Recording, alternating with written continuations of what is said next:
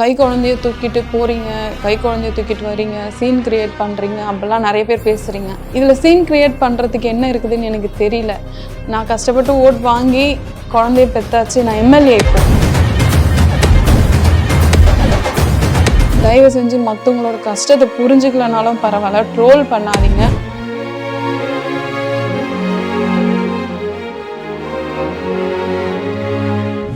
Chennai Samartha Aviation College, best aviation college in South India.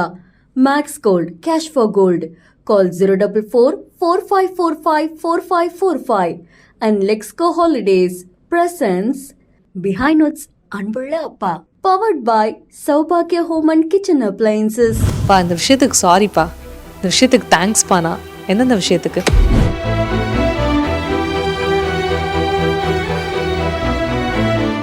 தம்பி மேரேஜில் நாங்கள் பிஸியாக இருந்ததுனால சரியாக கான்சன்ட்ரேஷன் பண்ணாமல் அவரை சீக்கிரமாக நாங்கள் விட்டுட்டோம். அந்த ஒரு உறுத்தல் இருக்குது. நாங்கள் எதுவுமே செய்யல. ஒரு குழந்தைய பெற்றுட்டு, இத்தனைக்கும் சிசேரியன் தான் எனக்கு. 7 நாளில் நான் வெளியே வரேன்னா என்னோட விளம்பரத்துக்காக நான் வரல.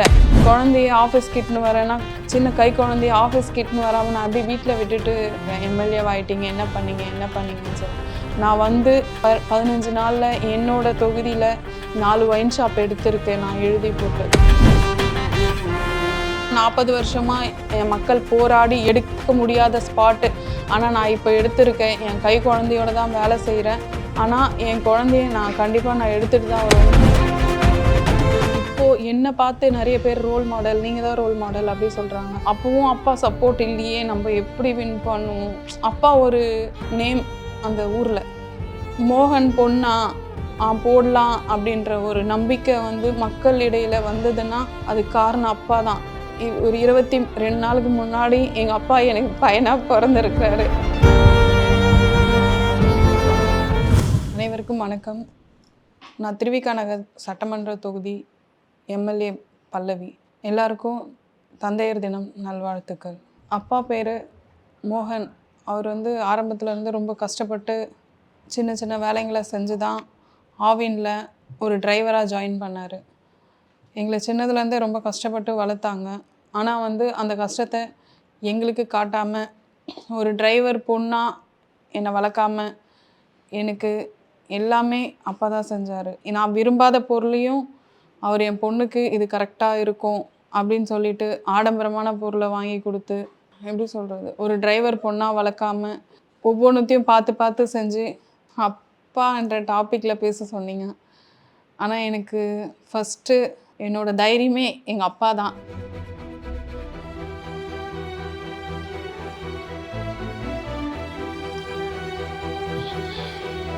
ஒரு லைஃப் ஜேர்னி ஸ்டார்ட் ஆகுது அப்படின்னா அம்மா அப்பா 2 பேருடைய அந்த பிடிமானம் இல்லாமல் நம்மளால் ஓடவே முடியாது.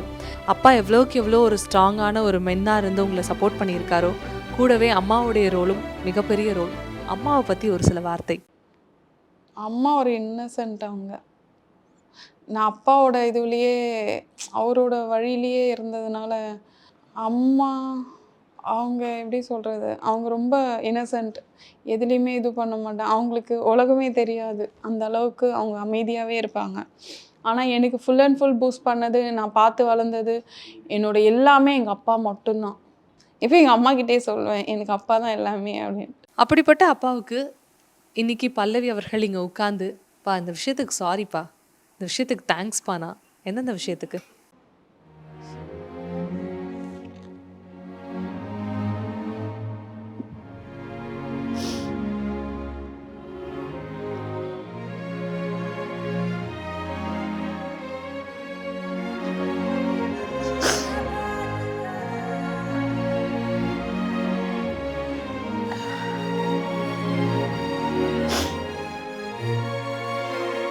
என் தம்பி மேரேஜில் நாங்கள் பிஸியாக இருந்ததுனால சரியாக கான்சன்ட்ரேஷன் பண்ணாமல் அவரை சீக்கிரமாக நாங்கள் விட்டுட்டோம்.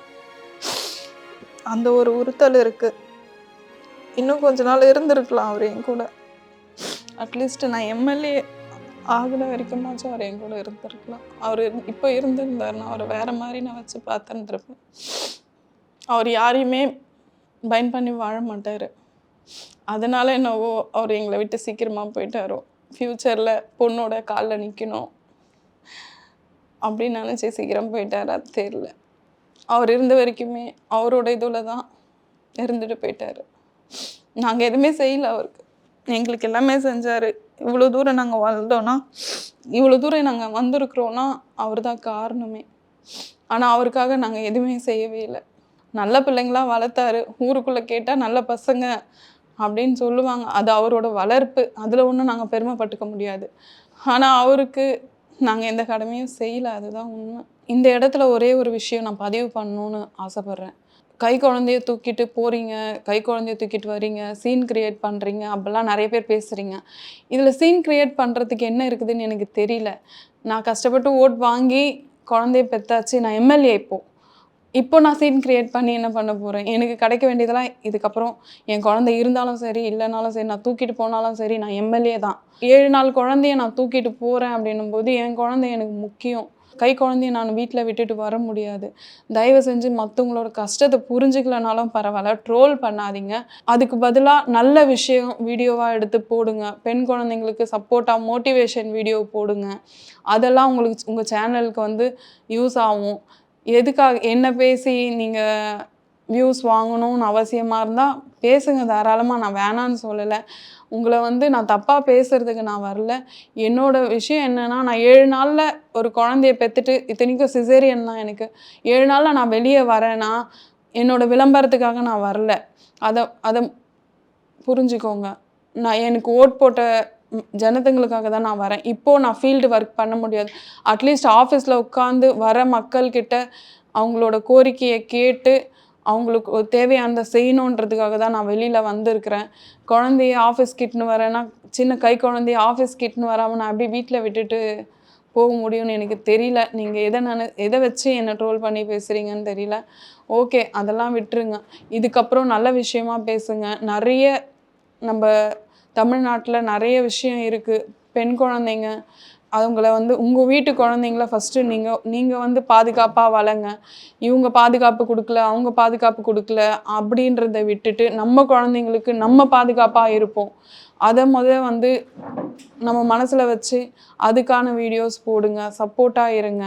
எப்பவுமே பாசிட்டிவை பற்றி பேசுங்க. நம்மளை பார்த்து தான் நம்ம குழந்தைங்க வளர்கிறாங்க. நம்ம என்ன பண்ணுறோமோ அதை தான் அவங்களும் யோசித்து பண்ணுவாங்க. பாசிட்டிவாக இருங்க.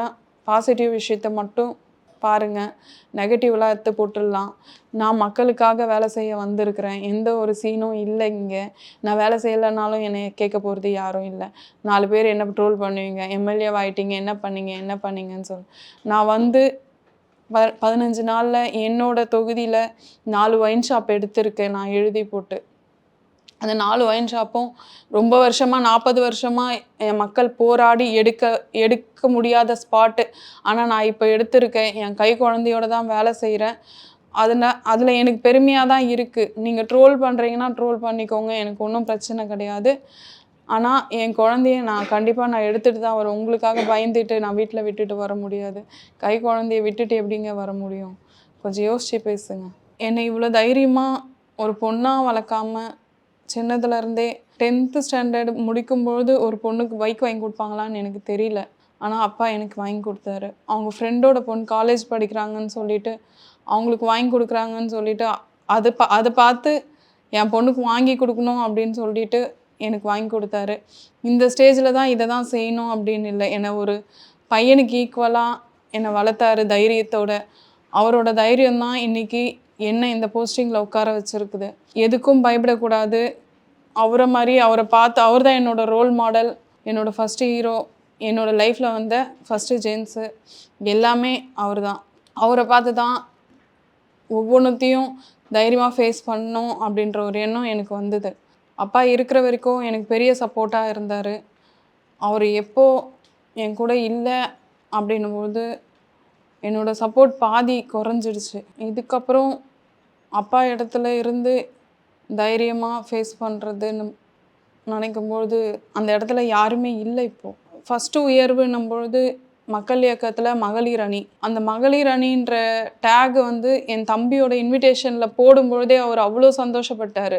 இது போடுமா, நான் வேணாப்பா வெறும் பேர் மட்டும் போடலாம் அப்படின்னு சொன்னேன். இல்லை இல்லை நீ இதை சேரு இது போடு அப்படின்னு சொல்லிட்டு அவர் அப்போவே அந்த ஒரு மகளிர் அணி மாவட்ட தலைவி அப்படின்ற ஒரு போஸ்டிங்க்கே அவர் அவ்வளோ பெருமைப்பட்டார்.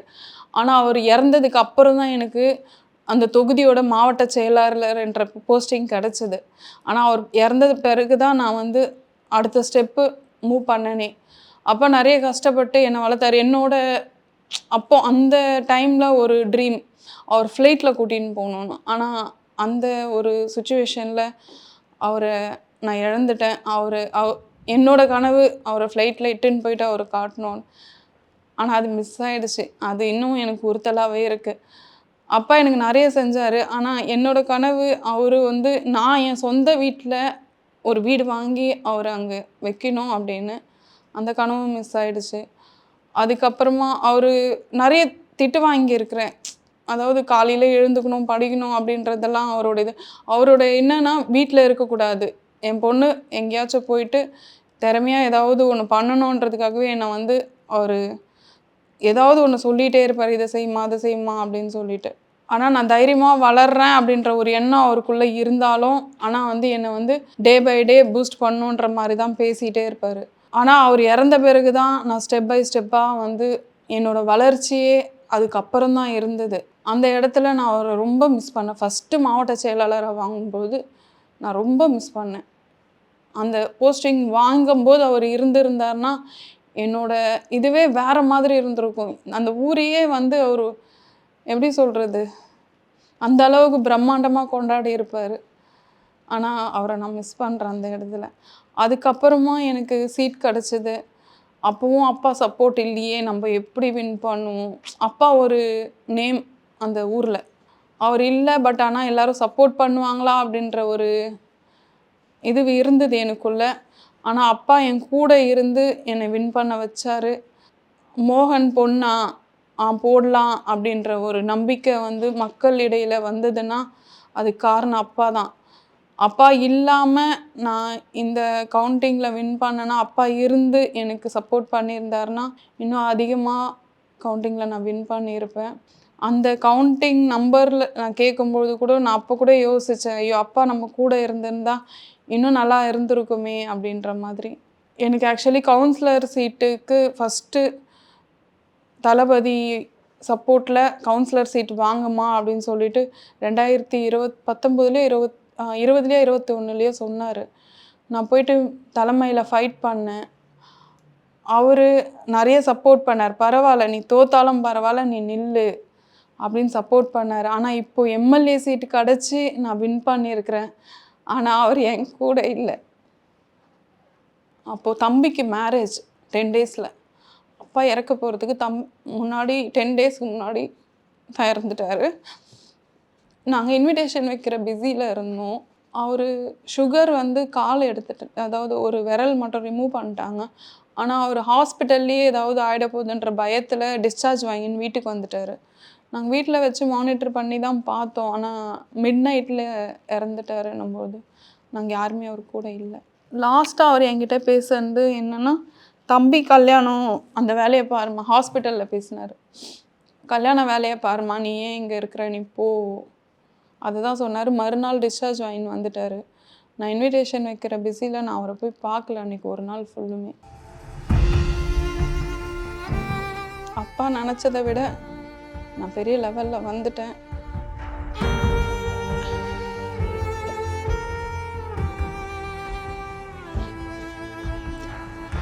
ஒவ்வொரு நாளும் அப்பா என் கூட இருக்கிறாரு அப்படின்னு நினச்சி தான் நான் ஒவ்வொரு நாளையும் கடந்து போகிறேன். எப்பவுமே அவர் என் கூட தான் இருப்பார். இன்றைக்கின்னு இல்லை, எப்போவுமே. நான் இந்த இடத்துக்கு வந்தனாலே அது வந்து எங்கள் அப்பா என்னை சின்னதில் மோட்டிவ் பண்ணி வளர்த்தது தான். அவர் கொடுத்த தைரியம் தான் என்னை இந்த இடத்துல வந்து உட்கார வச்சு இப்போது என்னை ஒரு கெஸ்ட்டாக கூப்பிட்டு பேசுகிற அளவுக்கு நான் வளர்ந்துருக்கிறேன். அப்படின்னும்போது அதுக்கு முழுக்க முழுக்க பேஸ்மெண்ட் காரணமே எங்கள் அப்பா தான். எல்லா பொண்களுக்கும் வந்து அப்பா தான் ஃபஸ்ட்டு ஹீரோ, ரோல் மாடல், எல்லாமே. அந்த மாதிரி தான் எங்கள் அப்பாவும் எனக்கு. அவர் என்ன தான் கஷ்டப்பட்டிருந்தாலும் அவர் கஷ்டத்தை காட்டாமல் எங்களை வளர்த்தாரு. அவர் இறந்த பிறகு தான் அவர் கஷ்டமே எனக்கு தெரிஞ்சுது.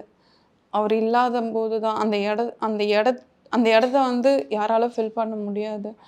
அப்பா இருக்கும் பொழுது ஜாலியாக இருந்துட்டேன். அவர் எல்லாமே பண்ணிட்டார் எனக்கு. அந்த ஒரு இதுவே இருந்ததுனால அப்பான்ற ஒருத்தர் இல்லைன்னா நாளைக்கு நம்ம என்ன இருப்போம்னு நான் யோசித்து பார்க்கல. அவர் இல்லாத பொழுது தான் நான் வந்து அதை ஃபீல் பண்ணினேன். அதுக்கப்புறம் தான் நம்ம அப்பா இருந்து இதெல்லாம் பண்ணியிருக்கிறாருன்னு அதுக்கப்புறம் தான் எனக்கு தெரிய வந்ததே. ஃபஸ்ட்டு ப்ரைவேட் ஸ்கூல் தான், பாரத வித்யாலயான்னு சொல்லிட்டு ஒரு ஸ்கூலில் அங்கே தான் படித்தேன். அதுக்கப்புறமா 8th தான் வந்து நான் கவர்மெண்ட் ஸ்கூலுக்கு மாறினேன். அங்கே தான் +2 வரைக்கும் முடிச்சது. ஆனால் அப்பா வந்து ப்ரைவேட் ஸ்கூலில் தான் படிக்கணும் அப்படின்ற மாதிரி தான். ஆனால் ஃப்ரெண்ட்ஸ்லாம் மாறும்பொழுது நம்ம ஒரு அடம் பிடிப்போம் இல்லைங்களா, ஃப்ரெண்ட்ஸ் கூட தான் நாங்களும் போகணும் அப்படின்ட்டு. அப்படி மாறினது தான் வந்து கவர்மெண்ட் ஸ்கூலில் மாறணும். அங்கே தான் வந்து 12th முடித்து பாரதி ஆர்ட்ஸில் காலேஜ். எல்லாத்துக்குமே ஒவ்வொரு மூமெண்ட்லேயும் அடம் பிடிச்சி இது வேணும் அப்படின்னா கண்டிப்பாக அது எதுவாக இருந்தாலும் அப்பா செஞ்சுருவார். எல்லாமே நிறைய சொல்ல முடியாத விஷயங்கள் நிறைய இருக்குது. எல்லாமே அப்பா தான் செஞ்சார் எனக்கு. அப்பா எனக்கு சின்னதுலேருந்து சொல்லி கொடுத்தது என்னென்னா, ஒரு பெண் குழந்தை யாரையுமே சார்ந்து இருக்கக்கூடாது, தைரியமாக இருக்கணும், அவங்களோட இதுவை அவங்க தான் பார்த்துக்கணும் அப்படின்ற மாதிரி தான் சொல்லி கொடுத்தாரு. இப்போது என்னை பார்த்து நிறைய பேர் ரோல் மாடல், நீங்கள் தான் ரோல் மாடல் அப்படி சொல்கிறாங்க. ஆனால் அது உண்மை கிடையாது. ஒவ்வொருத்தருக்கும் அவங்க தான் ரோல் மாடல். நம்மளுக்கு தான் ரோல் மாடல்.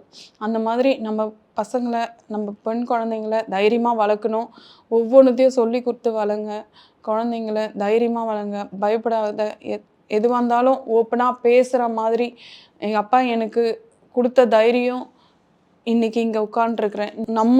நம்ம குழந்தைங்கள வளர்க்குறதுல இது கரெக்டாக ஃபோக்கஸ் பண்ணி வளர்க்கணும். குழந்தைங்க தைரியமாக நம்மக்கிட்ட சொல்லணும், இது நடக்குது அப்படின்னு சொல்லிட்டு. பெண் குழந்தைங்க அம்மாக்கிட்டேயோ இல்லை அப்பாக்கிட்டேயோ தைரியமாக சொல்லணும். அந்தளவுக்கு ஃப்ரெண்ட்லியாக இருந்து குழந்தைங்கிட்ட எல்லாத்தையுமே கேட்டு ஷேர் பண்ணி என்ன ஆச்சு ஒவ்வொரு நாளும் குழந்தைங்கிட்ட உட்காந்து பேசுங்க. அவங்களுக்கு மோட்டிவேஷன் கொடுங்க. தைரியமாக ஒவ்வொருத்தரும், ஒவ்வொரு பெண்களும் தைரியமாக அவங்கவுங்க சொந்த காலில் நிற்கணும். அது மட்டும் இல்லாமல் அப்பாவை நான் மிஸ் பண்ணிட்டேன் அப்படின்னு நினச்சி இவ்வளோ நாள் இருந்தேன். ஒரு 22 நாளுக்கு முன்னாடி எங்கள் அப்பா எனக்கு பையனாக பிறந்திருக்கிறாரு. என் பொண்ணு பிறந்து 11 வருஷம் ஆகுது. அதுக்கப்புறம் தான் இந்த பாப்பா பையன் பிறந்தான் அப்படின்னு சொன்னோன்னே நான் ஃபஸ்ட்டு நினச்சது எங்கள் அப்பா தான் எனக்கு பையனாக பிறந்திருக்கிறாரு அப்படி ஃபீல் பண்ணேன். அந்த விஷயத்தில் கடவுளுக்கு ரொம்ப தேங்க்ஸ் சொல்லிக்கிறேன்.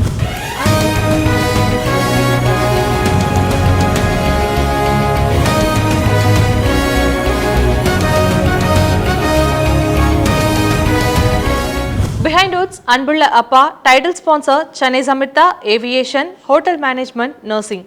ஈஸியாக படிங்க சாலரியோட. உங்கள் தங்க நகையை விற்று பணம் பெற Max Gold call 04445454545. Max Gold, cash for gold. Let's go holidays, travel beyond boundaries. Powered by Saubhagya Home and Kitchen Appliances. Chennai Samartha Aviation College, best aviation college in South India. Max Gold, cash for gold. Call 044-4545-4545. And Lexco Holidays presents Behind Notes Anbulla Appa. Powered by Saubhagya Home and Kitchen Appliances.